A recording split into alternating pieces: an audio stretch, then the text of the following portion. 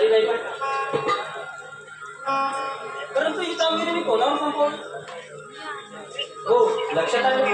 माझा बाळमित्र सुदामा तो नक्की पार पाडेल.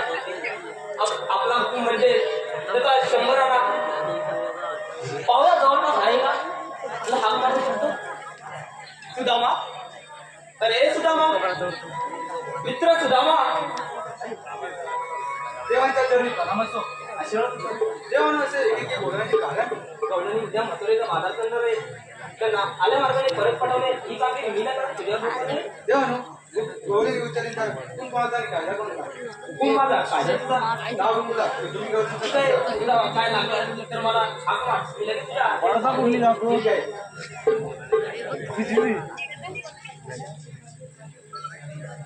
देवाने तर आपल्याला मोठी कामगिरी सोपवली. ठीक आहे, आपल्या त्या ठिकाणी पार पडणार नाही. यासाठी आपल्याला पुढे तयारी केलीच पाहिजे.